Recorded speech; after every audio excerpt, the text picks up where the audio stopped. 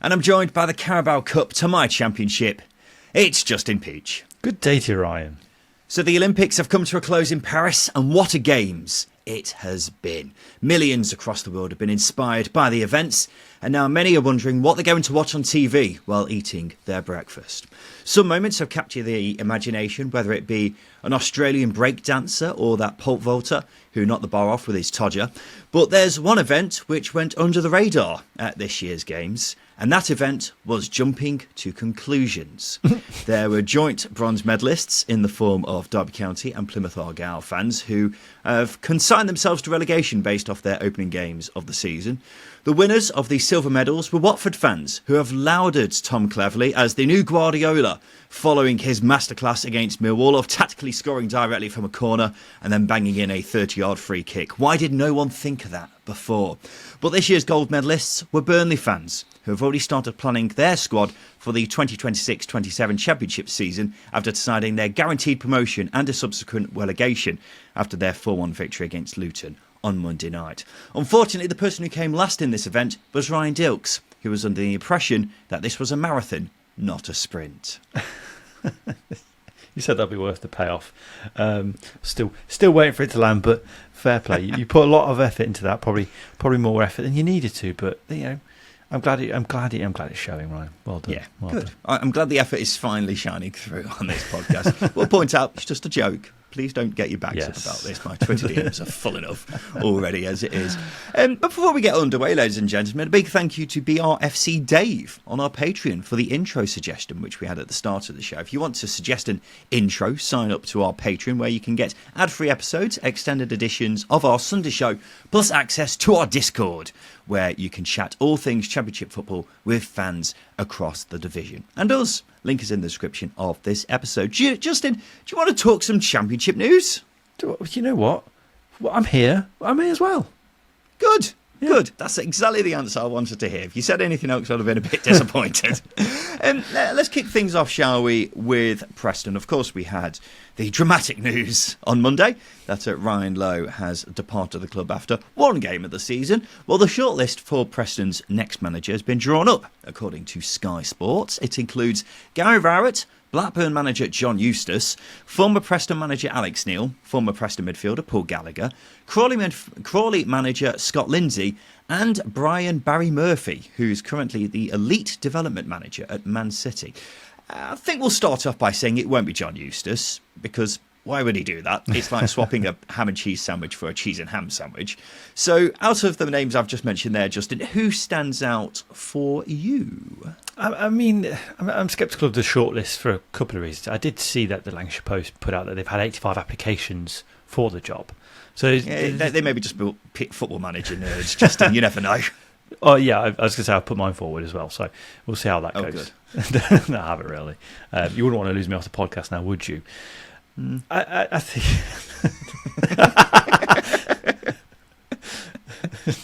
Okay, going back to that shortlist. It's a good start, isn't it? Great start.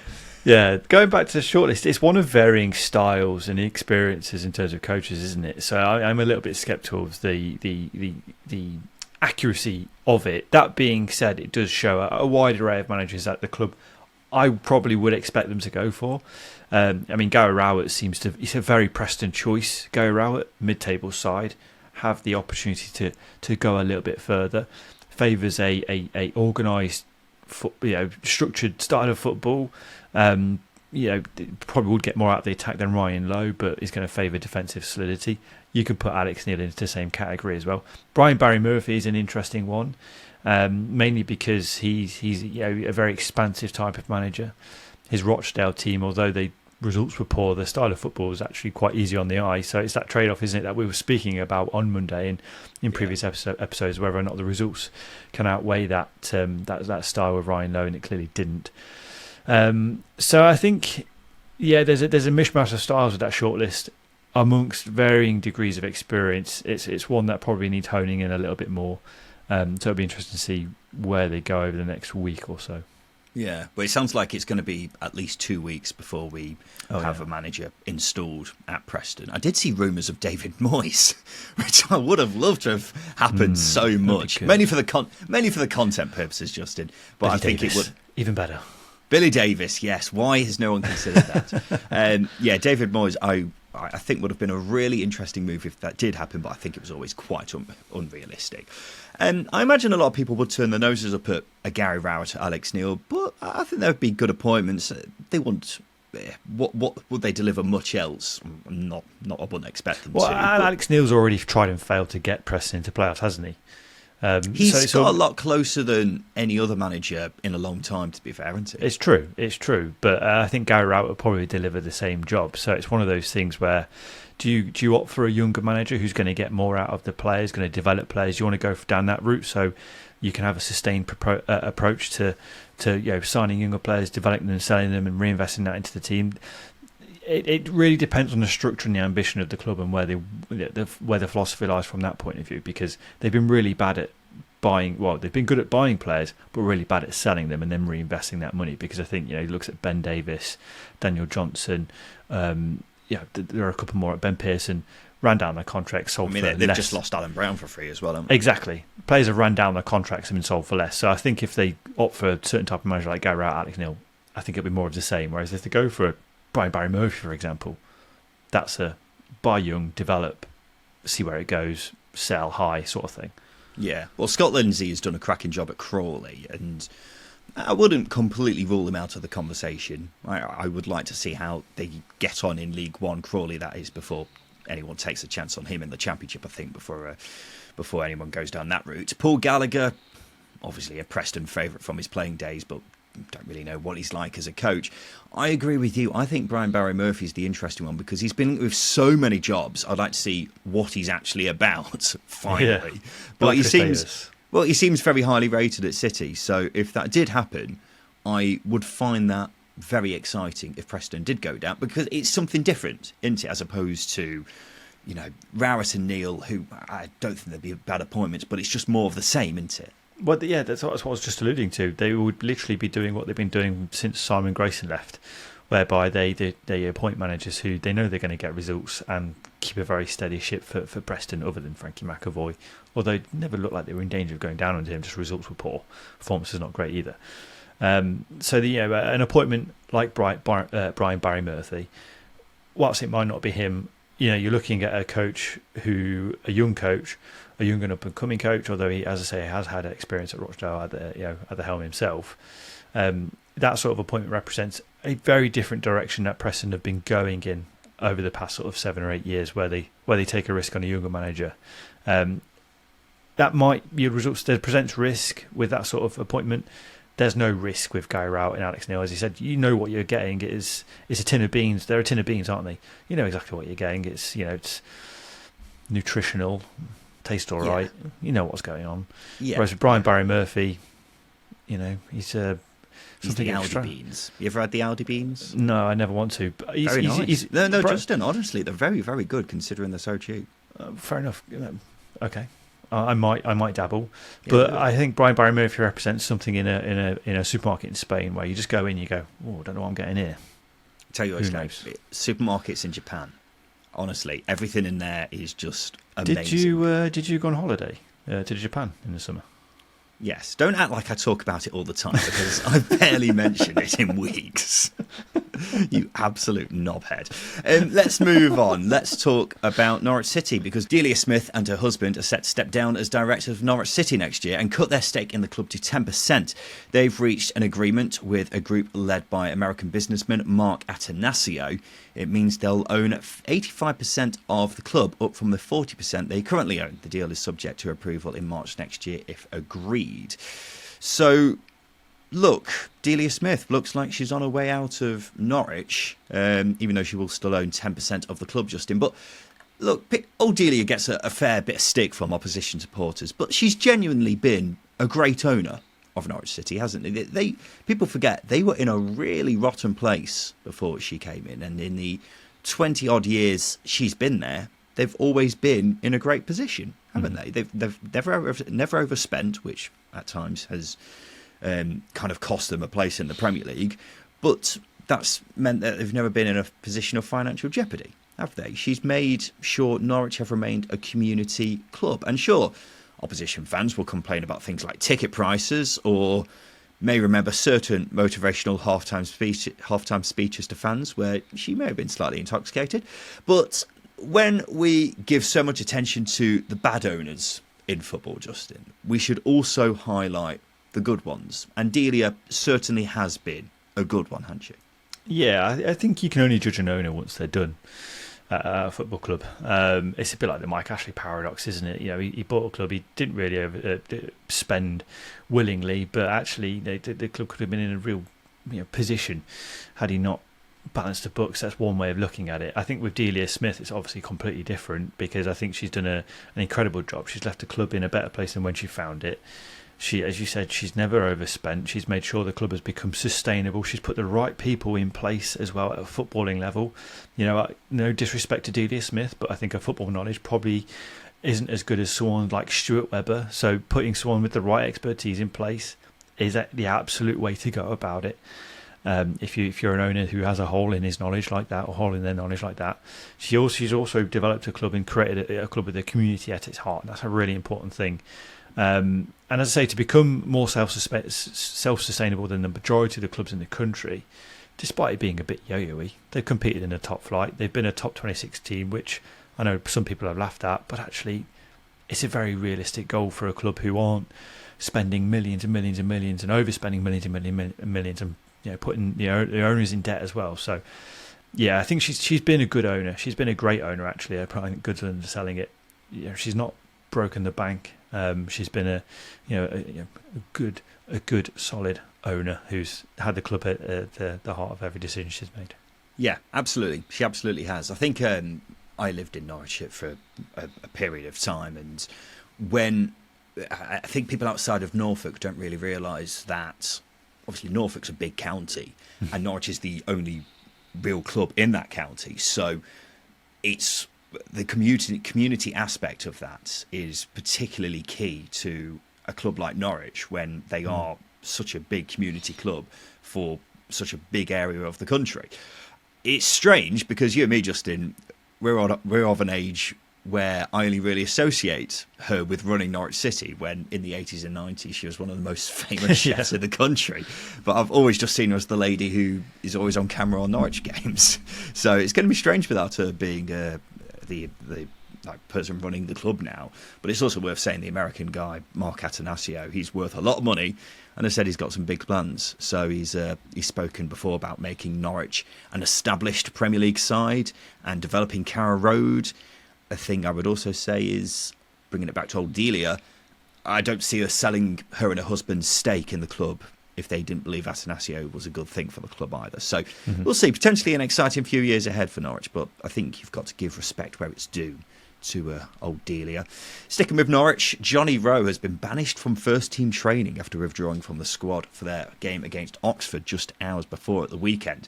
He's training with the under-21s for the foreseeable future. He's told the coach, Johannes Hoff-Thorup, that he was not motivated for the game. He has been linked with Leeds, Marseille and now Monaco as well. What do you think with this, Justin? Of course, we spoke about it quite a lot at the weekend, but banished from first-team training. Yeah, telling your boss you're not motivated to do your job is quite a damning thing, isn't it? Quite a disrespectful thing as well. I think I'll get that. It's a bit unprofessional as well, isn't it? It's like, this goes back to what we were saying at the weekend. What has Johnny Rowe really gained from this? I don't really see a whole lot. Well, he's back training with under-21, so he's gained nothing. He's back to where he was, this time sort of just over 12 months ago or 13 months ago. It's certainly the right thing to do to put him with the under-21s. He's I don't want to get all sort of high and mighty about it. It's a very humbling experience, I imagine, for a professional footballer. You look at some of the things Chelsea are doing to their sort of established pros, chucking them in the under-21s because quite simply the training ground's too small to house 150 players. The small country population that they've got at the club now. Yeah. But I imagine it's a very humbling experience, especially for a player who's had a lot of first team experience, especially for a player who was so pivotal for Norwich City last season in their promotion push. And you only have to look at Adam Eder as a positive example at the club. We mentioned Sammy Schmoldix, who's still scoring goals for Blackburn, and still putting the effort in the grafting despite heavy links away from the club, and he's likely to be sold as well. Adam Eder set that positive example from within the club. He clearly wanted to go to Celtic, and he's now gone to Celtic, but he still played against Oxford. He's still motivated to do his job for the football club. And this is probably a way of, as I say, humbling Johnny Rowe. And perhaps he needs to fully understand that there's more respectful ways to quote unquote force a transfer through. You can say you want to leave, but don't just down tools. It's really not the right way to go about it. No, it's not. You're absolutely right. Luton captain Tom Lockyer, Justin, has returned to the club's training ground to continue his rehabilitation work. It's almost 8 months after he collapsed on the pitch, where he suffered a cardiac arrest and was technically dead for nearly 3 minutes. He's never ruled out playing again, and Lockyer will work individually as he steps up his rehab under the guidance of consultants. Just, I've got to say, if we see Tom Lockyer play any football this season, or ever again for that matter, it will be magical, won't it? It'll be moment of the season, won't it? Yeah, to go through what he's gone through, to recover, to rehabilitate, to recover, to get into a position where he can play professional football again, it would be monumental. Obviously, I think the expectation is sometimes you can get carried away as a supporter and just go, right, he's coming back, brilliant. But actually, this obviously a heart issue is a very serious issue. If he just takes it step by step and see where he goes, just even if he just plays 10 seconds at the end of a game, that will be so big for him, the football club, and for the medical staff and everyone associated with his journey so far. He's clearly a great character, a well-respected character, and to be back on grass kicking a football again would have just been a huge step in itself. Yeah, well, when it comes to something like this, you're thinking of like Fabrice Maramba, for example, who I think he tried to make a comeback, if my memory serves me correctly, but he just never got the clearance and hung up his boots. So it always feels a bit risky, but if Lockyer's feeling fit and healthy and he gets the go-ahead from medical staff, then it'll be fantastic. It'll be one hell of a comeback, won't it? Because as we say, we're technically dead for nearly 3 minutes, which is just insane. So if he does play football again in any form, whether it be this season or any season for that matter, it'll be just magical, won't it? It'll put a smile on everyone's face, I think, whatever your allegiances are, because he's obviously gone through a hell of a lot in the past 12 months or so, considering he also collapsed in the playoff final, didn't he? Yeah, exactly. Just over 12 months ago. So, yeah, it's scary, but if he manages to make it happen, then my, that's a lot of hard work that's gone in there, and fair play to him. Justin, let's have a quick break. After that, we'll talk about transfer news in the Championship. Welcome back to the Second Tier podcast. We've had a bit of a chitter-chatter about some of the news in the Championship from the past few days, but now let's look at some transfer business, Justin, because the transfer window is still very much open. It's not closing just yet. It's not slamming shut just yet. So we'll talk about some of the ongoing deals happening in the Second Tier. We'll kick things off with Sheffield United, who continue to have a very busy summer. They're set to sign Plymouth goalkeeper Michael Cooper and Crystal Palace attacker Jessurun Rak-Sakyi. The two players were at Bramall Lane for the League Cup game against Wrexham on Tuesday. Cooper is reportedly joining for £2 million, while Rak-Sakyi is moving on loan. Two brilliant signings for Sheffield United, Justin, I think. We'll start with Cooper, who Plymouth were always going to find it difficult to keep hold of, weren't they? Mm-hmm. Yeah, just when it's raining for Wayne Rooney in Plymouth, it really is pouring, isn't it? That is, it's a huge blow. Look, he's probably, as you say, it's likely he's going to have been leaving for a long time now. And again, just in the first half, sorry, note to Johnny Rowe to go about your business when there's an impending transfer hanging over you. But I think with Sheffield United going for Mike Cooper, I think it's such a coup, £2 million for a goalkeeper who Mike Coop. Mike Coop. What? You just said it's a coup. Yeah, it's Mike Coop is a big coup. Completely ruined me. Sorry. Absolute madman. It's a great signing at an incredible cost for a football club who's needed to invest the money. And he's such a highly rated stopper who's got the capability, as we alluded to before the season started, to step up into the top flight in some capacity. He's going to be 25 in October, so he's still got plenty of room to develop as a goalkeeper. It's a great signing. And Raksaki, again, he's such a highly rated youngster who Crystal Palace spent a long time stockpiling wide players last season. Raksaki didn't go out on loan. Ebioe didn't go out on loan. Real big shame, because I think it's so important for their development that they do that unless they're getting big exposure to first team football, and he didn't. So as Raksaki making a step up into Championship is a huge positive as well. Yeah, we'll talk about Raksaki in a sec, Justin. Don't get too ahead of yourself. But I really think Mike Cooper is a really, really good goalkeeper. Because I rate Michael Cooper very highly. As far as I'm concerned, if it wasn't for injuries, he would be a Premier League goalkeeper right now. He's been phenomenal for Plymouth when he's been fit, and getting him for £2 million, he's outrageous value, because I could quite easily see Sheffield United selling him for 10 times that in the future, maybe even more. As you say, he's turning 25 this autumn. He's got so much growing room as a goalkeeper, so I could see him playing regularly in the Premier League in the near future, and if that does happen, I can see him being involved in the England setup. Possibly. Honestly, that's how highly I rate him. He's a terrific signing for Sheffield United, considering it was Adam Davis who started for them against Preston last Friday. It was an area which needed strengthening. I think Davis is a good goalkeeper, but could be a lot better. And I imagine Sheffield United fans will find out how much of an upgrade Cooper is quite quickly. Yeah, you're absolutely right. Just going to point out that you've suggested that many a player can step up into England's setup. Ryan Giles, Leif Davis are a couple of examples of that. No. Right. My record of saying players will go on to play for England is actually very, very good. Okay. I've got a list on my phone if you want me to get it up. But I never said Giles for England. I said that was kind of like a tongue-in-cheek kind of thing at the time, because England didn't have many good left-backs. Do you want me to get my list up? No. Let's get on with the show. Yeah, because you didn't want to be proven wrong. That's why. Mike Cooper, wouldn't surprise me if he's involved in the England fold at some point, assuming he does make the step up to the Premier League in the near future. Raksaki, the other addition, he's someone I'm extremely curious to see more of, Justin, because he's been linked with a Championship move for so long, pretty much the whole of last season, and now just about every single club this season. It's interesting because Southampton was said to be very keen on getting him for the Premier League this season, while Leeds reportedly made a £15 million bid to sign him, but Palace turned it down because they wanted to keep him and loan him out. So it sounds like Palace rate him very highly as well. Well, he's a very talented player. Yeah, he's a good technical player, which is a huge pointer for, well, not pointer, but positive Sheffield United in that final third, because it's something that they probably do lack. Adds a little bit an extra dimension in their attack as well, which is a huge thing for them. But obviously he was at Charlton before the season before last, and his goal return was brilliant. Creatively, he was brilliant.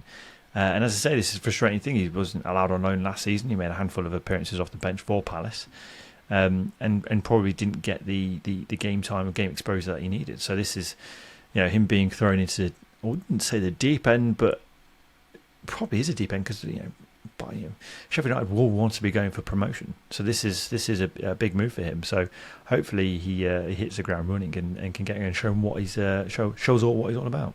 Yeah, I'm just interested to see how he gets on, to be honest, because we've heard so much about him and he's been so highly sought after by other clubs. Interesting to see how he fits in at Sheffield United as well, because they kind of played with a 4-4-1-1 against Preston. Andre Brooks had a really good game, actually, in fairness to him. While Gustavo Hamer was seemingly playing on the left wing. So, I wouldn't take out Harmer. Whether he moves more centrally, don't know.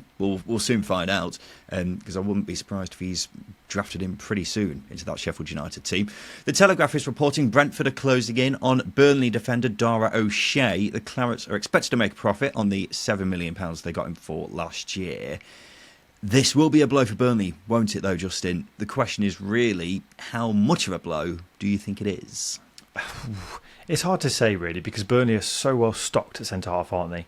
Kind of like, I know Jordan Bayer is an incredibly good player. He's got a hamstring injury at the moment, so we don't know how long it's going to take for him to return. But they've got, I'm going to butcher his name, Delcroix. They got Delcroix centre half. It's spelled so. It's hard when they get signed for the Premier League. They got Ekdal as well and Aldakil. So they've got players who can come in and step in. Luke McNally is very much on the fringes, although his career at Turf Moor has never really got going. He could be in the fold if Dara O'Shea is sold. Obviously, none of the players that I mentioned, none of them other than Byers were regulars last season, but they're there. It means that Burnley have got depth to cover if O'Shea goes. I think it will be a blow because I think he's a slightly different defender to the one that they've got at the moment. He's very much I think he probably sits more so in the no nonsense category than a ball playing category, because I do think there are technically better defenders than him. But as a defender, he's probably the better all round player at Burnley. So it'll be a blow in that sense. So maybe they'll have to go out and sign that sort of defender. But if they can pick up a decent fee for him and they've got players who can come in, it's good business. Well, I would say he's probably one of the best defenders in the division, and I mean, we all know Burnley have got a million players, so it's not like they haven't got a replacement centre-back. The lad you were mentioning there, Justin, I'm going to assume it's pronounced Delcroix. He's more of a left-back as opposed to a centre-back, so Esteve was playing on the left side of the two against Luton Wanty, so I would assume he's not a direct replacement for O'Shea. The players who Burnley have got, I'm not sure any of them are as good as O'Shea. So, I mean, Jordan Bayer is the one who I would say would be a great replacement for him, but he's not played this year because of a hamstring injury. I'm not sure how much longer he's out for. I imagine next in line is probably Ekdal or Aldakil, who both played a few games in their promotion season and in the Premier League, but are they as good as Dara O'Shea? No.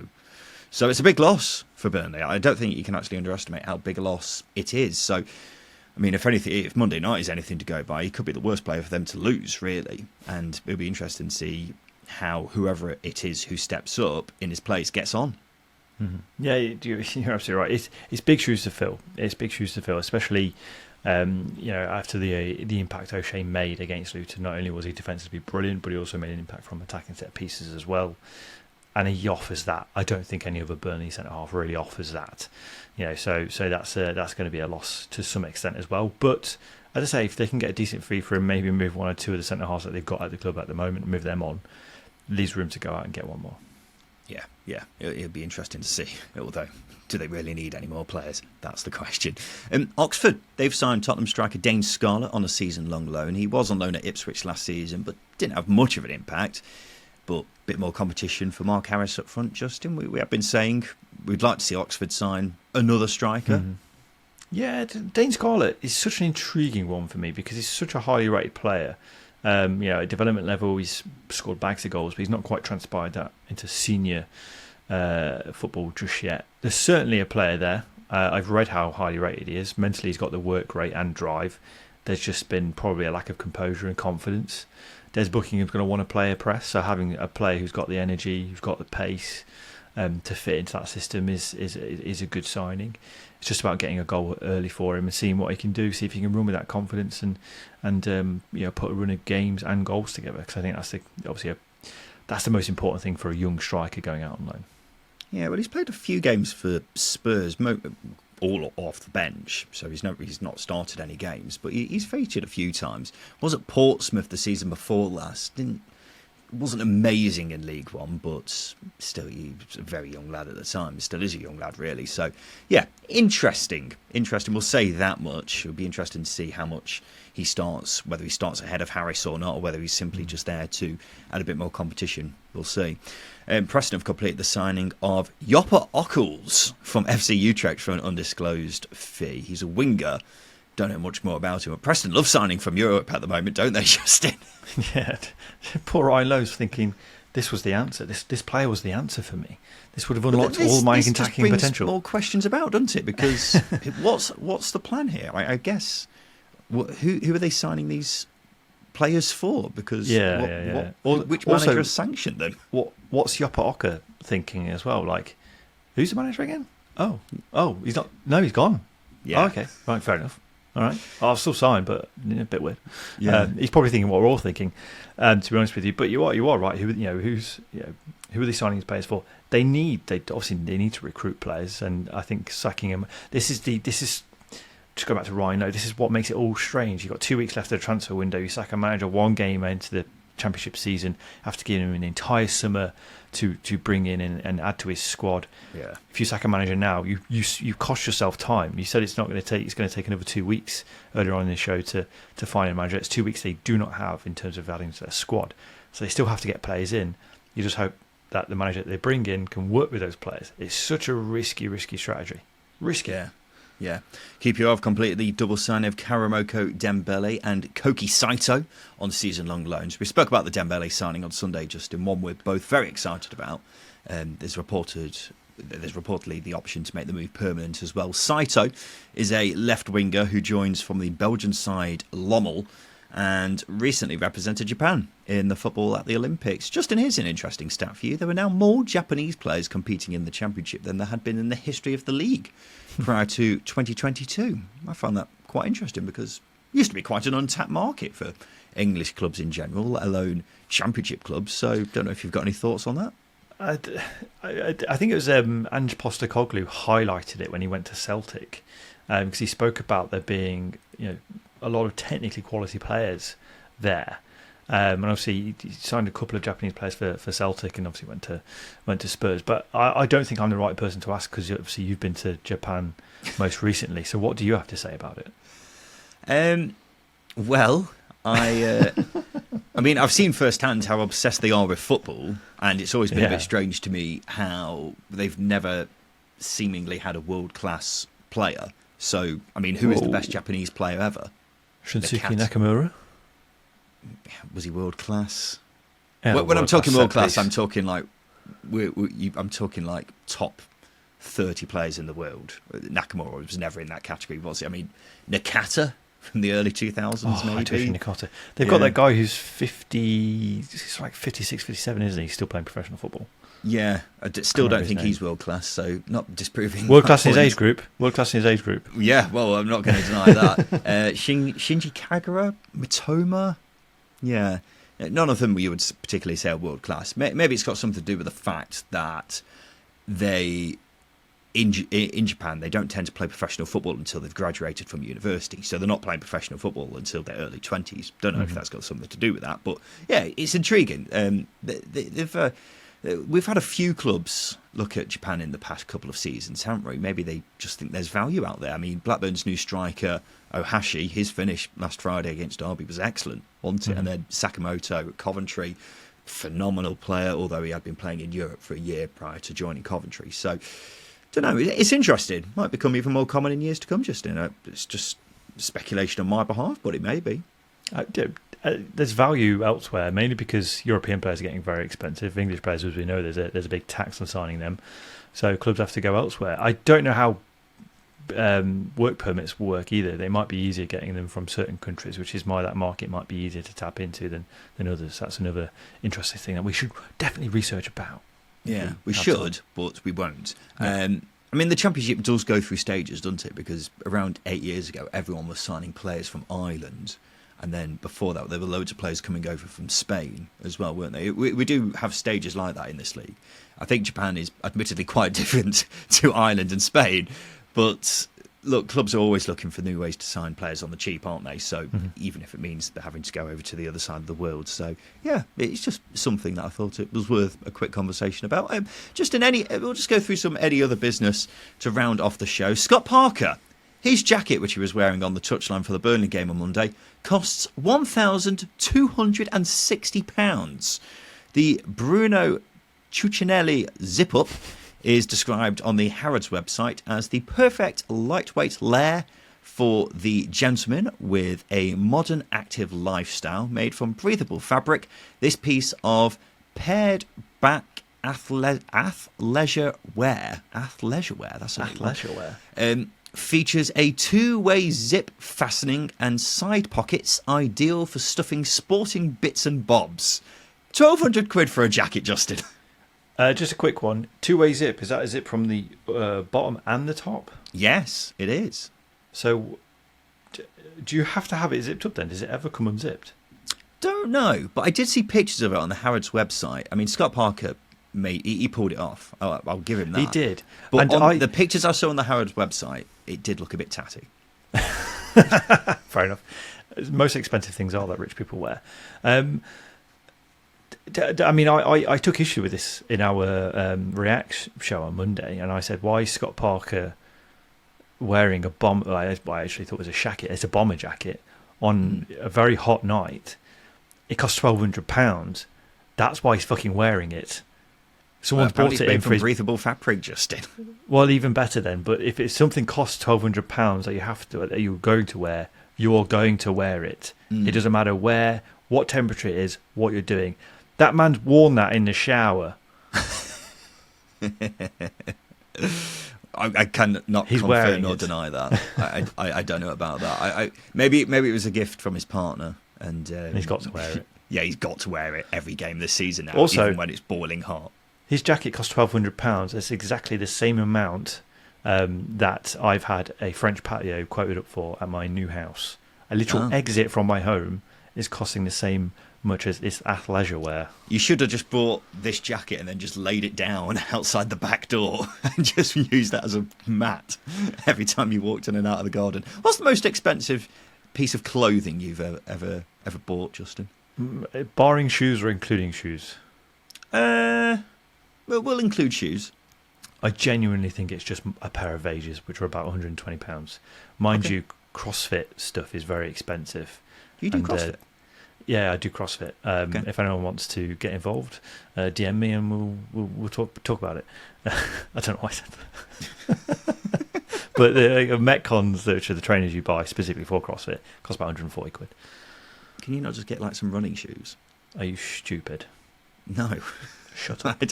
I just don't care about CrossFit. There you go. You will die if you wear running shoes. Your feet will just fall apart. Okay, well, there you go. We learn something new every day. Do you want to learn something else, Justin? While I'm here?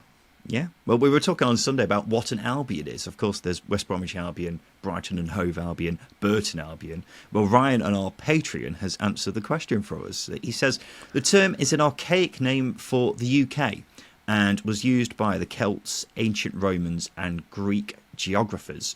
It means white land and referred to the White Cliffs of southern England. So makes sense for Brighton and Hove Albion because they're on the south coast. What are West Brom playing at? And Burton. And Burton. West Brom's the highest ground in the country, isn't it? The yes, White Cliffs. That is true. The White Cliffs of the Hawthorns. Yeah. As far as I'm aware, there aren't any cliffs around the Hawthorns, but I may be wrong. I'm just looking into this a bit more.